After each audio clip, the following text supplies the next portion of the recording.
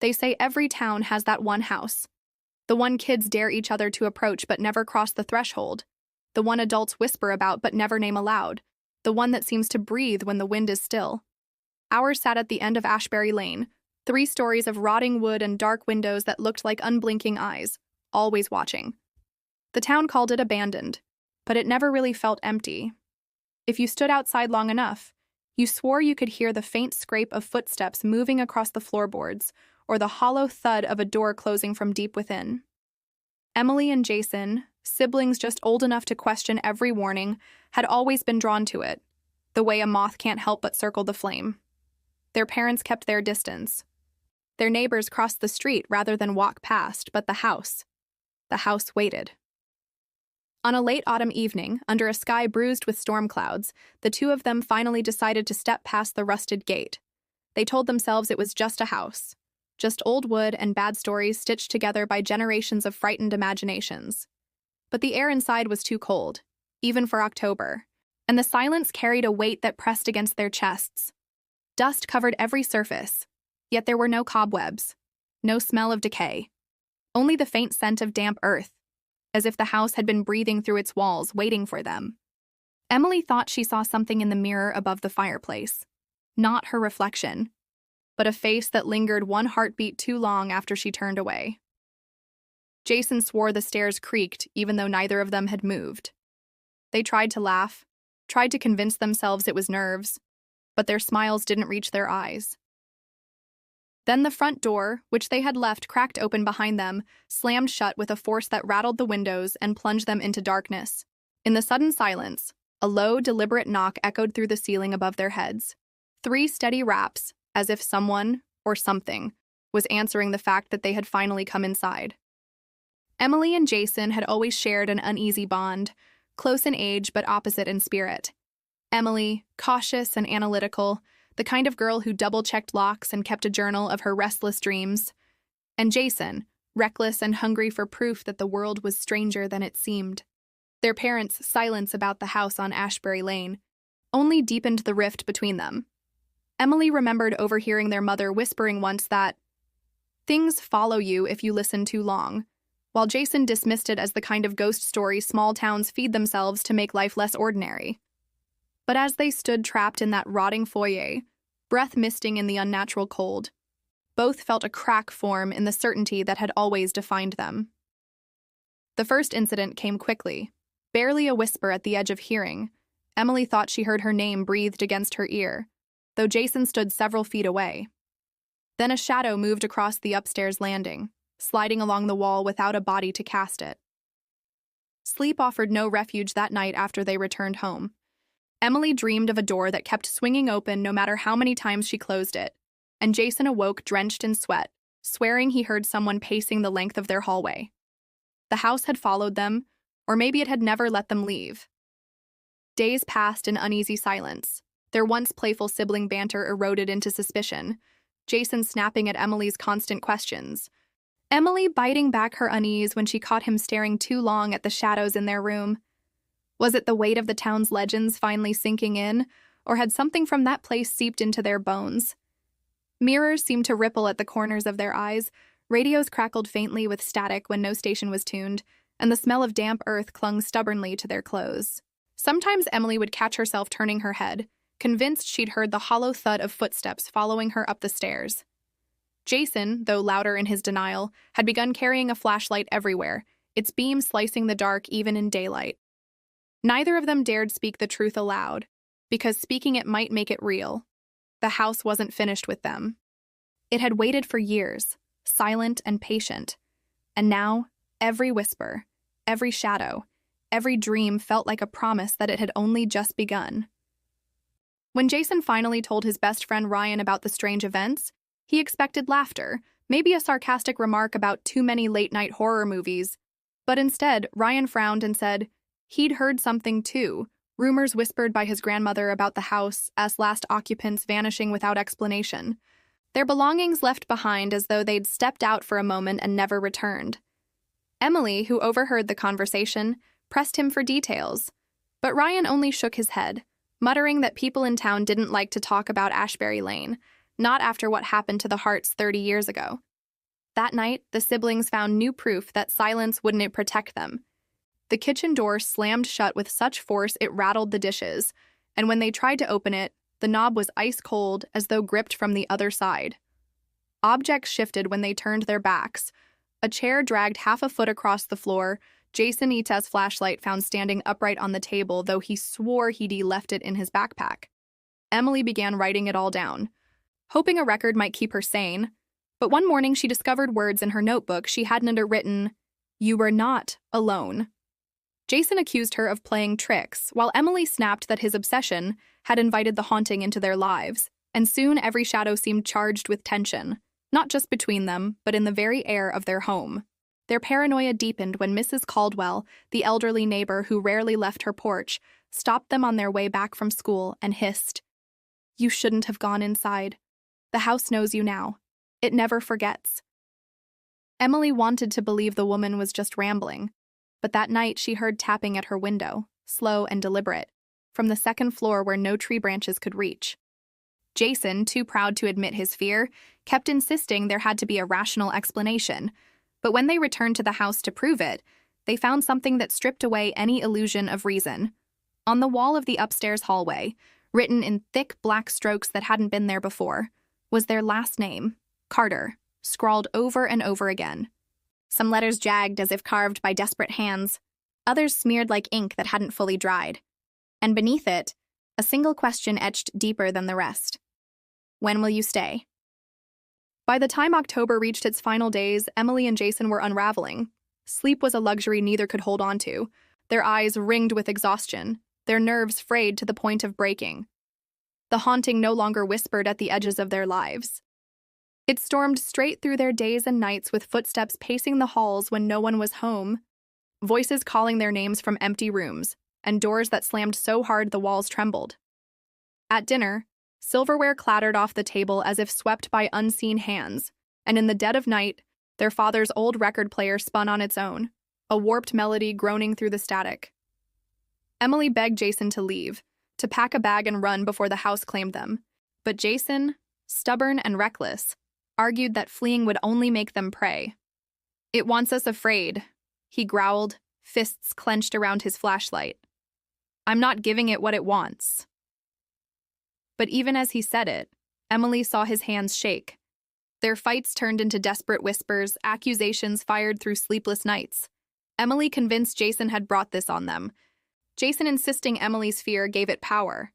The air inside their home grew heavy, pressing against their chests until every breath was a struggle, and the smell of damp earth seeped through the walls, like the house itself had burrowed into their foundations. Then, one storm-lashed evening, the choice was ripped from them. The lights blew out all at once, plunging them into blackness, and a low, guttural hum rose through the floorboards like the house itself was alive. They stumbled toward the front door, but it wouldn't budge no matter how hard they shoved. Windows shattered one by one in rapid succession, shards of glass scattering across the floor as though the house was sealing them inside. "It's not letting us go," Emily whispered, her voice barely audible over the pounding of her own heartbeat. Then came the footsteps, slow, deliberate, descending the stairs though neither of them had moved. Each creak of wood was heavier than the last, until the sound stopped just beyond the corner of the hallway. In the suffocating dark, Jason raised his flashlight with trembling hands, the beam flickering to life and catching the edge of something pale, impossibly tall, its face hidden in shadow. And then, as the light steadied, it leaned forward and whispered in a voice that was not human, but horribly familiar. "Welcome home." The figure at the end of the hall dissolved into the shadows as the beam of Jason's flashlight wavered, leaving only the echo of that terrible, familiar voice. Emily clutched his arm, her breath shallow, but before either of them could speak, Ryan appeared in the doorway, his face pale as though he'd run through the storm to get there. Relief should have washed over them, but instead the sight of him twisted Emily's stomach. Something about the way he stepped inside without hesitation, the way the air seemed to grow colder as he moved deeper into the house. "You shouldn't have come here," Jason hissed, but Ryan only smirked, and in that moment Emily saw it. The faint, jagged scars circling his wrists, the kind you didn't get by accident. the kind whispered about in those old town stories of the Hart family's final night. "I told you the house doesn't forget," he said softly, his voice carrying the same cadence as the whispers in Emily's dreams.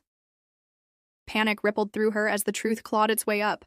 Ryan hadn't had been their ally at all. He'd been the house's mouthpiece, the reason the shadows seemed to follow them, the reason their names were carved into the walls. Jason shouted at him to stop, to explain, but Ryan only tilted his head, his eyes blackening as if swallowed by something far older than him. "It doesn't want me," he said, his grin widening. "It wants you." The walls shuddered, the floor groaning like something massive shifting beneath them, and Emily realized with horror that the evil wasn't tied to a ghost of the past at all. It was fed by the living, by fear, by bloodlines that stretched back through the town. Their own mother, SS words, echoed in her head. "Things follow you if you listen too long." She had known. She had kept the secret. Jason tried to drag Emily toward the door, but the house groaned shut around them, boards twisting across windows like ribs snapping closed around a heart. Ryan, or whatever had taken him, laughed low and hollow, and for the first time Emily felt the house not as a place, but as a presence, vast and hungry, drawing them deeper with every heartbeat. Jason's grip slipped from her arm as shadows coiled around his legs, dragging him toward the stairs, and Emily screamed his name, her voice swallowed by the dark. She didn't know if she was screaming for him to fight or if she already knew the truth. There was no escaping now, because the house hadn't just been waiting for them. It had been calling them home. The house roared to life around them, a storm of splintering wood and shattering glass, as if the walls themselves had teeth. Emily staggered back, shielding her face while Jason was dragged across the floor by shadowed hands that rose from the cracks like living smoke. She lunged for him, grabbing his arm. The two of them locked in a desperate tug-of-war while Ryan, or the thing inside him, stood on the stairs, chanting words that made the air hum with sickness. The hall elongated and twisted before Emily's eyes, portraits on the walls warping into grotesque parodies of faces she knew. Her mother, her father, even herself. Each one staring, mouths open in silent screams. Jason shouted for her to let go, his voice breaking, and she realized he wasn't fighting the pull anymore. His eyes glazed as though the house had already claimed him. "It won't stop with me," he gasped. "It wants us both." Emily refused, digging her nails into his skin, fighting until her arms shook, but the shadows surged, yanking him from her grip with a force that tore the breath from her lungs. She stumbled, falling hard against the wall, and suddenly the house stilled. Silence thickened the air, more suffocating than the chaos, broken only by Ryan's ragged whisper. "It's done." But when Emily lifted her head, Jason was still there, standing at the top of the stairs where Ryan had been moments ago, his face pale, his eyes pitch black. For a heartbeat, she thought it was him, thought she'd saved him, until he smiled, that same twisted smile Ryan had worn, and spoke in a voice that was Jason US and not Jason US all at once. "The house doesn't have to wait anymore. It has what it needs." Emily backed away, every instinct screaming to run, but behind her the front door swung open on its own. A yawning black void where the world outside should have been. Trapped between the brother she loved and the abyss that beckoned, she felt the walls closing in, every board groaning with hunger. Her journal slipped from her pocket, pages flapping wildly until it landed open at the last entry. Words she didn't remember writing. "Stay, and you'll belong. Leave, and you'll return." Her heart pounded as Jason, no, the house-wearing Jason, took one step down, then another, each creak echoing like a countdown. Emily knew then the fight wasn't about escape anymore. It was about who the house would claim first.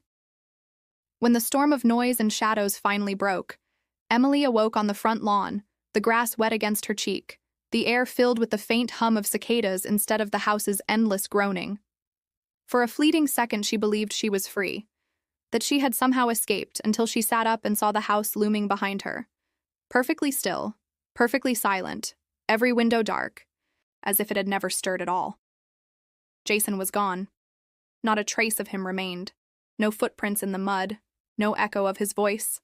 Nothing but the memory of his blackened eyes and the smile that was not his own. Ryan, too, had vanished, swallowed by the shadows he had served. Emily staggered home, but though the town looked the same, it no longer felt like hers. Neighbors who once smiled now stared a little too long. Whispers followed her down the street, and every mirror she passed caught a flicker of Jason's face in the glass. Her parents tried to pretend nothing had happened, tried to smother the subject with silence. But Emily could see the truth in their weary eyes. They had known the house would take one of them, and they had hoped, prayed, it would never come to that. She left town soon after, unable to bear the suffocating weight of its secrets. But no matter where she went, the smell of damp earth lingered, and at night she dreamed of footsteps creaking slowly down a staircase. She never returned to Ashbury Lane, but the curse was not bound by geography. It had sunk into her blood, into her bones. The moral revealed itself with cruel clarity. You cannot ignore the things that wait in silence, cannot bury them with lies or pass them off as superstition, because some houses don't just haunt the ground they stand on. They haunt the people foolish enough to answer when they call. Emily survived, yes, but survival is not the same as freedom. She carried the house with her always, an invisible shadow at her shoulder, a reminder that some doors, once opened, never truly close. And sometimes when she dared to look too long into the dark, she swore she could still hear Jason's voice whispering from within it, "Stay." Did this story scare you? What kind of scary stories would you like to hear next?